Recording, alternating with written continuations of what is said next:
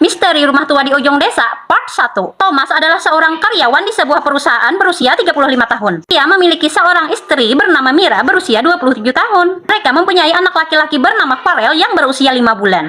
Thomas dan Mira tinggal di sebuah kota yang padat dengan penduduk. Sebenarnya mereka mempunyai impian bisa tinggal di sebuah rumah yang dikelilingi oleh perkebunan. Mereka yakin dengan pesatnya perkembangan teknologi saat ini akan berdampak negatif pada pekerjaan Thomas yang hanya seorang karyawan. 5 atau 10 tahun yang akan datang, bisa jadi pekerjaan Thomas di perusahaan akan digantikan oleh AI. Berkaca dari banyaknya karyawan-karyawan perusahaan besar di luar negeri yang di PHK, Thomas dan Mira yakin dengan bisa kembali ke desa untuk bercocok tanam dan menjadi supplier besar buah-buahan dan sayuran. Merupakan strategi investasi kuat yang akan membuat mereka bisa bertahan menghadapi pesatnya teknologi saat ini yang mana segala sesuatunya digantikan oleh AI.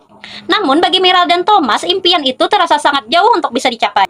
Mereka hanya mempunyai tabungan sekitar 50 juta saja. Dan itu jika dibelikan ke sebidang tanah hanya cukup untuk mendirikan sebuah rumah. Tidak akan cukup untuk bisa berkebun sayur maupun buah-buahan. Pada suatu hari, Mira scroll media sosialnya sambil menyusui anak. Tiba-tiba dia melihat ada iklan penjualan sebuah rumah tua yang memiliki kebun di belakangnya. Dan harganya sangat murah, hanya 55 juta saja. Tanpa pikir panjang, Mira pun langsung menghubungi nomor yang tertera di iklan tersebut. Ternyata yang dia hubungi adalah seorang pengacara. Rupanya si pemilik rumah sudah menyerahkan segala sesuatunya termasuk penjualan rumah itu kepada pengacaranya. Mira diminta datang ke kantor mereka besok pagi dan membawa uang tunai sebesar 55 juta rupiah. Pada pukul 9 malam, Thomas pun pulang ke rumah. Mira langsung mengabari suaminya bahwa dia sudah berhasil mendapatkan sebuah rumah yang memiliki kebun yang luas di belakangnya hanya dengan harga 55 juta saja. Thomas tentunya kaget dong dengan apa yang sudah diceritakan istrinya. Nih, jangan-jangan istrinya kena tipu atau kena hipnotis. Mana ada di zaman sekarang rumah yang sebesar dan seluas itu tanahnya harganya cuma 55 juta saja walaupun di pedesaan. Gumam Thomas dalam hati. Sayang, kalau kamu mau beli rumah itu dicek dulu keberadaannya, di mana alamatnya, cek kondisi rumahnya, cek kelengkapan surat-suratnya.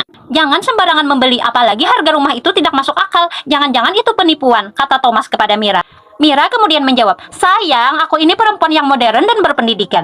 Aku sudah mencek segala sesuatunya, di mana keberadaan rumah itu, bagaimana kondisi rumah itu, bagaimana kelengkapan surat-suratnya, sudah aku cek semua. Kamu tahu kan dengan Pak Yani, petugas kebersihan apartemen kita ini, nah dia yang kusuruh mencek segala sesuatunya, termasuk kondisi rumah tersebut. Karena Pak Yani kusuruh langsung mendatangi rumah yang akan dijual itu. Waktu Pak Yani berada di sana, kami sempat video call loh. Rumahnya memang sudah tua, tapi masih layak untuk ditempati. Di belakangnya ada kebun yang sangat luas. Di samping rumah ada sungai yang mengalir dengan indahnya. Rugi banget kalau kita tidak membelinya, bujuk Mira kepada suaminya. Apakah Thomas dan Mira akan membeli rumah itu? Kita lanjut ke part 2 ya guys.